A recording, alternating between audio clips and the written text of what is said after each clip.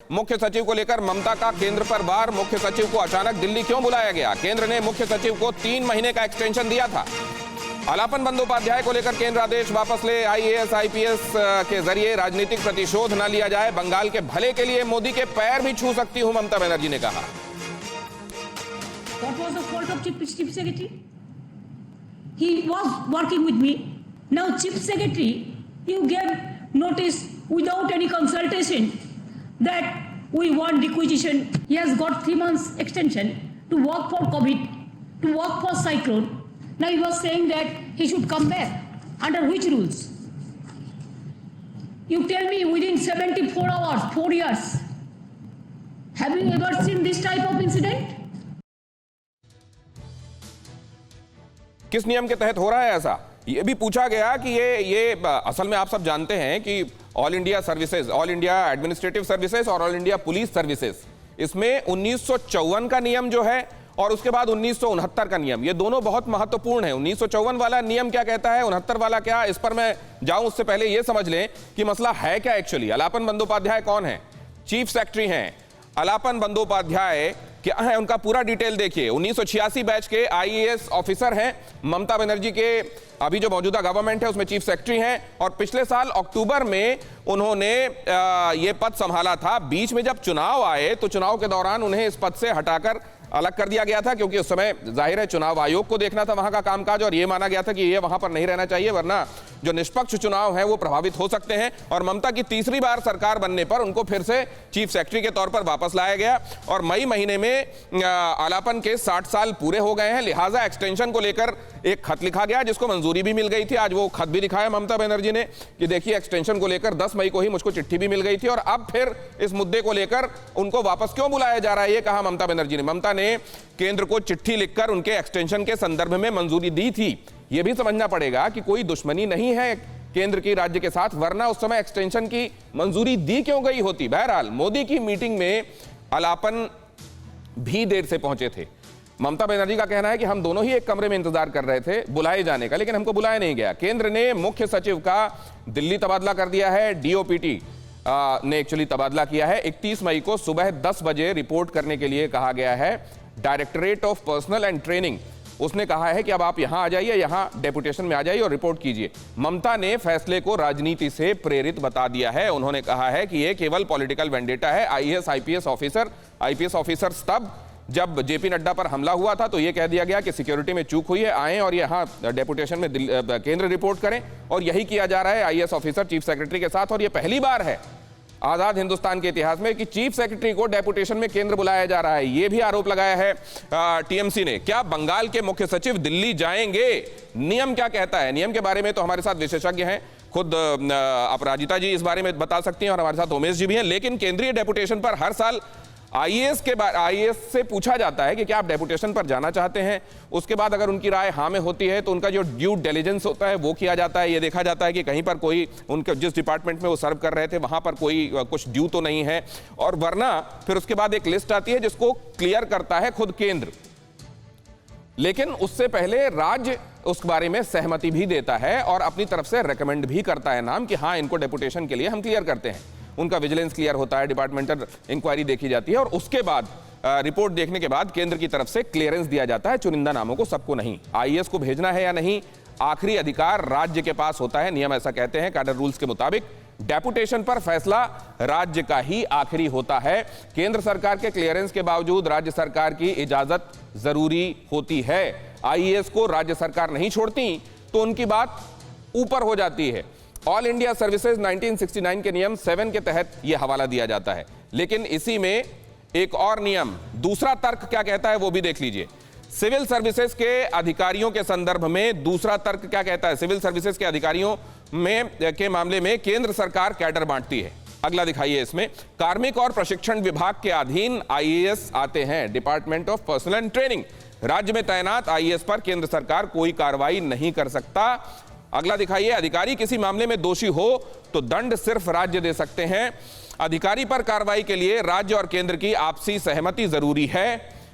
अधिकारी पर कार्रवाई के लिए राज्य और केंद्र आपस में, लेकिन अगर इसमें राज्य और केंद्र के बीच में तकरार की स्थिति बनती है तो यह भी कहा जाता है 1954 का जो 6th क्लॉज है उसके तहत कि उसमें केंद्र जो कहेगा उसको सर्वोपरि माना जाएगा। अब एक तरफ 1969 वाला रूल जो ये कहता है कि इस तरह के मामले में राज्य का जो कंसेंट है वो अहम होगा, और दूसरी तरफ आप देख रहे हैं 1954 वाला मामला जिसमें ये कहा जा रहा है कि जब कभी तकरार की स्थिति बनेगी तो केंद्र जो कहेगा वो फाइनल होगा। उमेश साहब, ये क्या आम आदमी कैसे समझे इसको?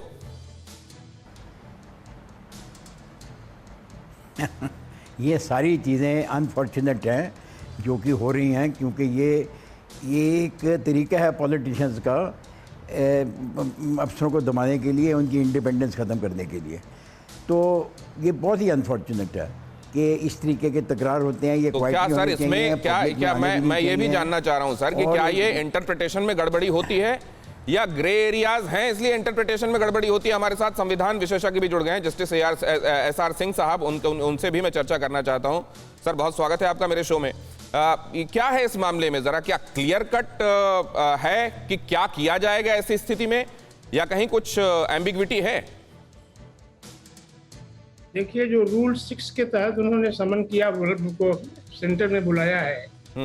तो rule 6 all India administrative service cadre rule 1954, उसमें सब रूल 1 में साफ लिखा है कि with the concurrence of the state government centre can call an officer member of the cadre. लेकिन उसका प्रोवाइजो है कि अगर कोई कॉन्करेंस डिफरेंस होता है तो जो केंद्र जो चाहेगा वो प्रिवेल करेगा। ठीक है। तो ऐसी सूरत में उन्होंने कॉन्करेंस मांगा कि नहीं मांगा, अभी तो डिटेल की बात है, गवर्नमेंट लेवल पे बताया। लेकिन जो रूल जो यही कहता है, सेंटर को पावर है किसी भी मेंबर ऑफ द कैडर को डेपुटेशन पर सेंटर में बुलाने के लिए। तो ये भी पावर है कि अगर सेंटर अपने राज्य कोई उसमें सहमति व्यक्त करती है तो केंद्र को पावर है, वो केंद्र का जो पावर है वो इस्तेमाल कर सकती है बिना सहमति के। तो ऐसी बात पावर तो उनको है। अब वो किस आधार पर लिया और कॉन्फ्रेंस मांगा कि नहीं मांगा, ये तो मैटर केंद्र सरकार के माध्यम से ही मालूम हो पाएगा। सर, ये फिर 1969 वाला क्या साइट किया जाता है जिसमें ये कहा जाता है ऑल इंडिया सर्विसेज के मामले में 1969 का जो निर्देश है नियमावली का, वो ये कहता है कि इसमें राज्य की सहमति तो आपको लेनी होगी।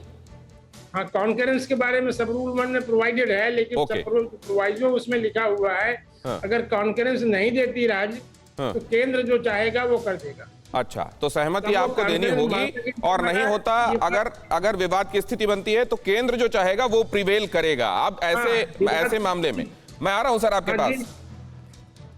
अब ऐसे मामले में अगर ये व्यवस्था ही है तो इसको वेंडेटा क्यों माना जा रहा है, मानव जायसवाल? सर वो क्या रहा है मैं बता रहा हूं। अलपन सर, सिंह साहब को पहले मैं बता दूं, सिंह साहब को शायद मेरी आवाज नहीं गई। सिंह सर, मैं आपके पास दोबारा आ रहा हूं, अगर आपको मेरी आवाज आ रही है मैं आपसे और इलेबोरेटेड समझूंगा, लेकिन फिलहाल मैं जरा टीएमसी से मुखातिब हूं, उनसे एक जवाब लेना चाहता हूं प्लीज। हाँ सर, हुआ क्या है सर, अलपन सर का 31 तारीख को ऑलरेडी उनका टर्म खत्म हो रहा था। पिछले 10 तारीख को दीदी ने चिट्ठी लिखी और उन्होंने रिक्वेस्ट करी कि 3 महीने की हमारी उनकी एक्सटेंशन दी जाए, क्योंकि कोविड काल में हम फंसे हुए थे। और अलपन सर जो इंसान है वो अपने में ही एक अपना व्यक्तित्व रखते हैं, बंगाल के प्रति उनका जो समर्पण है, तो एक्सटेंशन मिला ना, जो उनका समर्पण है। तो सुन लीजिए सर, एक्सटेंशन मिला क्योंकि बंगाल में उनकी जरूरत थी, दीदी ने इसे उनकी एक्सटेंशन ली।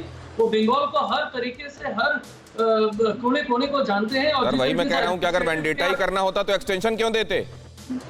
नहीं सर, वेंडेटा तो बीजेपी की नीति है, कूटनीति है। ये बीजेपी ब्रिटिश सरकार से सीखी हुई है, ये सीधा वार नहीं करेगी, बैकडोर एंट्री इनको चाहिए रहती है।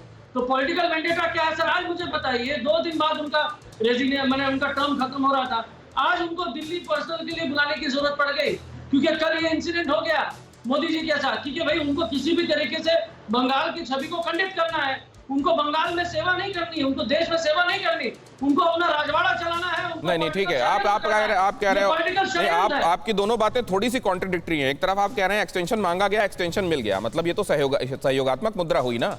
यहाँ तो कन्फ्रंटेशन करना होता तो वो अपने राइडर्स लगा सकते थे। नहीं, एक सेकंड, ये जरा मैं पूछ लेता हूँ। सिंह साहब, मैं आपसे जानना चाहता हूँ, सिंह सर एक सेकंड, ओके मानव जायसवाल एक सेकंड, जस्टिस SR सिंह साहब के पास में जाना चाहता हूँ। सिंह सर, अगर एक्सटेंशन मिला तो ये दिखाता है ना कि कन्फ्रंटेशन शुरू से चल रहा था, कोई असहयोग था शुरू से, ऐसा नहीं है।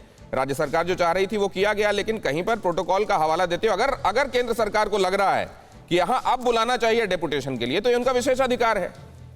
देखिए, ये जो समीक्षा बैठक हुई थी, चीफ सेक्रेटरी की पोस्ट बहुत महत्वपूर्ण पोस्ट होती है। गवर्नमेंट का एक तरह से प्रिंसिपल एडवाइजर है। तो प्रधानमंत्री अगर ये पब्लिक इंटरेस्ट में समीक्षा बैठक में गए और वेस्ट बंगाल में खुद गए, तो वहां अगर किसी वजह से क्यों नहीं आए, क्या वजह है, ये तो केंद्र के पास इसके सब डाटा होंगे कि नहीं होंगे, और किस परिस्थिति में, किस बैकग्राउंड में बुलाया गया है, ये फैक्ट तो जब केंद्र सरकार ही बता पाएगी। लेकिन मेरे ख्याल से जो ममता बनर्जी ने उसको बाइकआउट एक तरह की किया, ये अशोभनीय है। ठीक है। अब ये असहिष्णुता उनका कोई पॉलिटिकल ठीक है। राइवल। और देखिए, हमसे जो बात कर रहे हैं वो जस्टिस रहे हैं, वो संविधान के जानकार हैं, और वो अगर ये कह रहे हैं तो नॉन पार्टीसन एक राय आपके सामने रख रहे हैं मानव जायसवाल। आपको इसको कंसीडर करना चाहिए। और दूसरे, आपको ये भी देखना चाहिए, एक बात और सोचिए कि इतनी सारी जगहों पर, कई जगहों पर ऑपोजिशन की सरकारें हैं, बंगाल से ही टकराव क्यों होता है?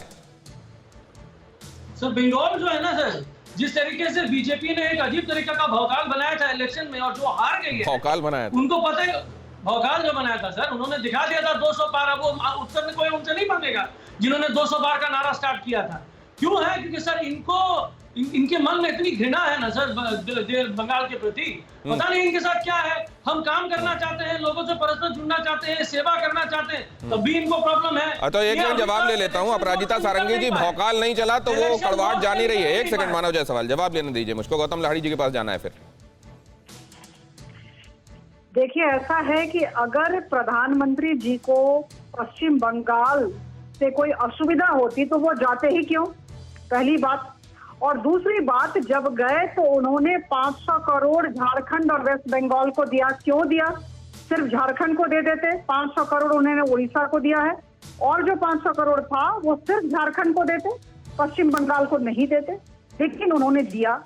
और मैंने जो कहा, मैं पुनरावृत्ति करूंगी, आदरणीय प्रधानमंत्री जी वहां गए हैं और उनकी संस्था की, उनकी कुर्सी का इतना बड़ा अपमान हुआ, लेकिन भारतीय जनता पार्टी, केंद्र सरकार अपने विशाल हृदय का परिचय देते हुए आज ही या कल ही 2707 करोड़ रुपए पश्चिम बंगाल को रिलीज की है। तो आप मुझे बताएं, हम हर समय पश्चिम बंगाल के साथ खड़े हैं।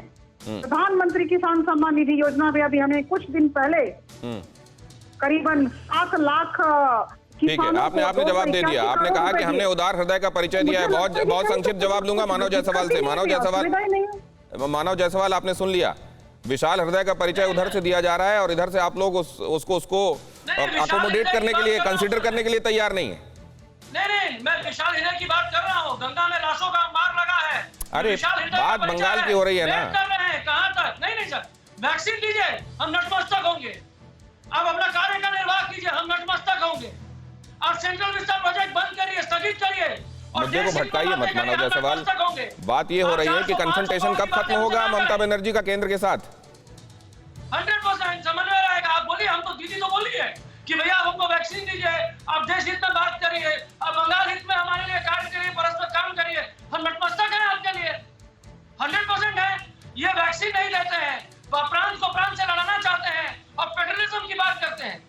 आप प्रधानमंत्री, एक बात जो आपने कहा ना भौकाल वाली, इधर आप लोगों के लिए भी चुनाव अभी समाप्त हुए लग नहीं रहे हैं मानव जायसवाल। नहीं सर, हम लोग चुनाव में तो सर हम लोग कभी थे ही नहीं सर। आपने देखा है जिस तरीके से चुनाव में लोग प्रचार तंत्र में लगे थे। हम लोग तो भीख मांग रहे थे, लोगों से परस्पर मांग रहे थे कि भैया हम लोग काम करते हैं, हमको उसके लिए वोट दीजिए। लोगों ने मन खोल के वोट दिया। ये लोग तो अहंकारी लोग हैं, इनको अहंकार से ग्रसित हो गए हैं ये लोग। इनको खाली जीतना है और जीतना है। इनको पता ही नहीं है कि सेवा क्या होती है। इनको राजवाड़ा बनाना है, सेंट्रल विस्टा प्रोजेक्ट, इनको राजमहल बनाना है, उसमें परस्पर लगे हुए। फिक्र आपकी, सोमवार से शुक्रवार रात 9 बजे सिर्फ TV9 भारतवर्ष पर।